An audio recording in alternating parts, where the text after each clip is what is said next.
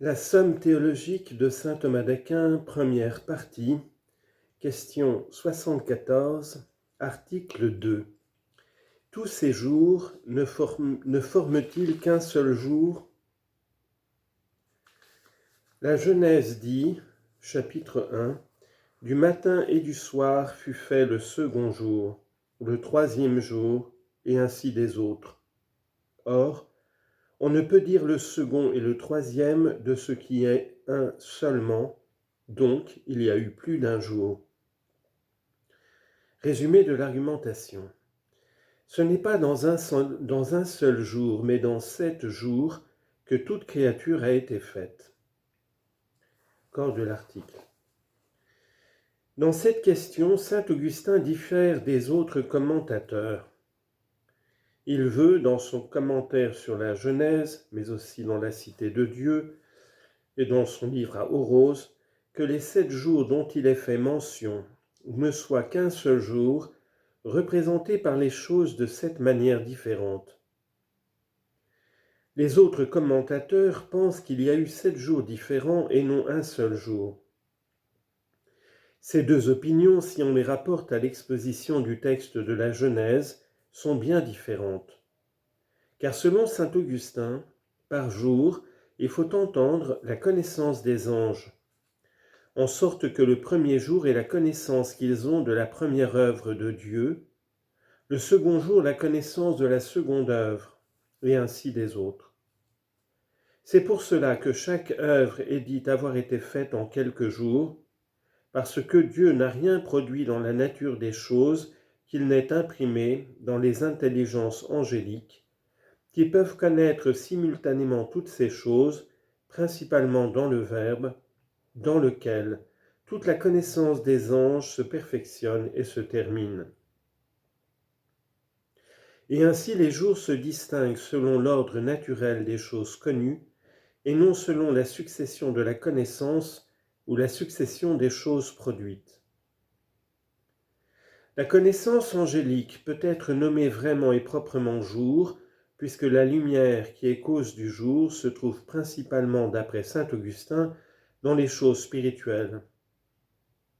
Selon les autres, ces jours montrent et la succession des jours temporels et celle des choses produites. Mais si l'on rapporte ces deux opinions au mode de production des choses, on n'y trouve pas une grande différence.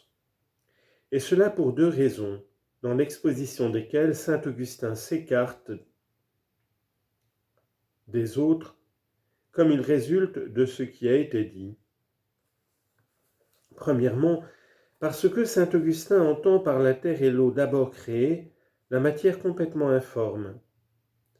Par la formation du firmament, le rassemblement des eaux et l'apparition de l'élément aride, il entend l'acte qui imprime les formes à la matière corporelle. Les autres saints, par la terre et l'eau créées d'abord, entendent les éléments du monde existant sous les formes qui leur sont propres, et par les autres œuvres, une distinction établie parmi les corps qui existaient déjà, comme on l'a dit plus haut. Deuxièmement, ils diffèrent sur la production des plantes et des animaux, que les uns supposent avoir été produits en acte dans l'œuvre des 6 jours, tandis qu'ils ne le sont qu'en puissance d'après saint Augustin.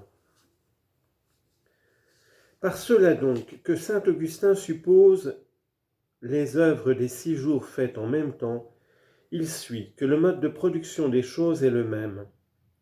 Car, dans les deux sentiments, la matière existait sous les formes substantielles des éléments, et dans les deux sentiments encore, lors de la première institution des choses, les animaux et les plantes n'ont point existé en acte.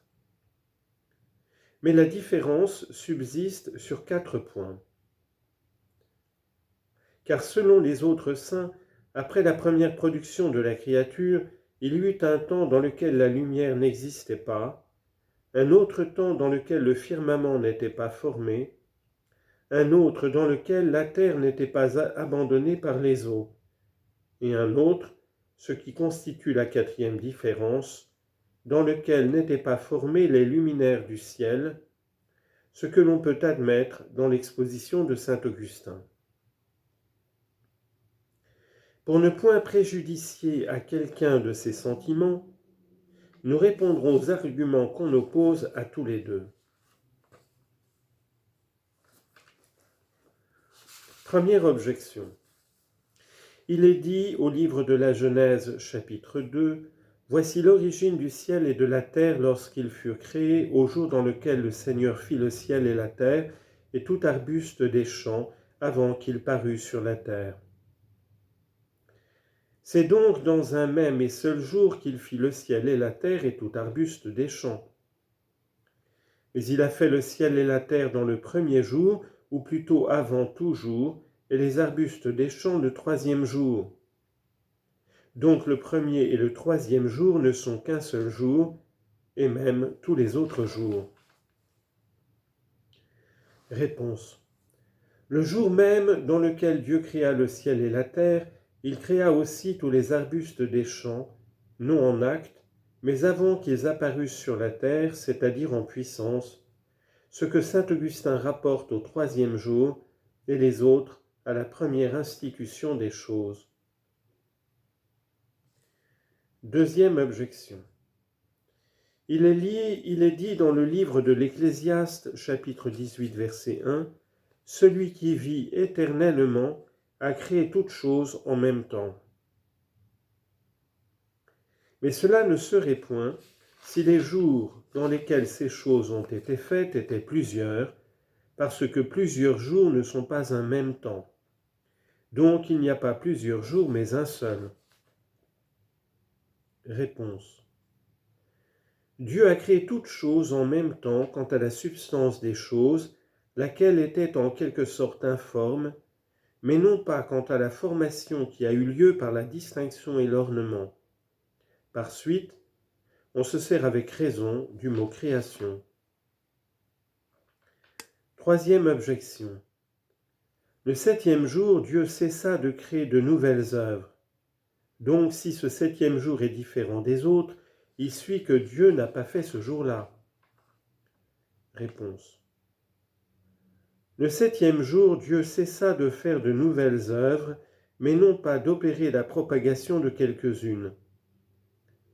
À cette propagation tient que d'autres jours succèdent au premier.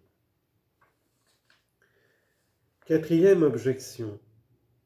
Toute l'œuvre que l'on rapporte à un seul jour, Dieu l'a faite dans un instant, puisqu'il est dit de chacune de ses œuvres, il dit, et cela fut fait. Donc, s'il avait réservé l'œuvre suivante pour un autre jour, il suivrait que dans l'autre partie de ce jour, il cessait toute œuvre, ce qui serait superflu. Donc, le jour d'une œuvre n'est pas différent du jour de l'œuvre précédente. Réponse. Ce n'est pas par impuissance, et comme s'il avait besoin du temps pour opérer, que Dieu n'a pas distingué et orné simultanément toutes choses, mais pour conserver l'ordre dans l'institution de l'univers. Pour cela, il a fallu qu'aux divers états du monde correspondissent divers jours. Toujours l'ouvrage suivant a ajouté au monde un nouvel état de perfection. Réponse à la cinquième objection. D'après saint Augustin, cet ordre des jours doit être rapporté à l'ordre naturel des œuvres qui sont attribuées à ces jours.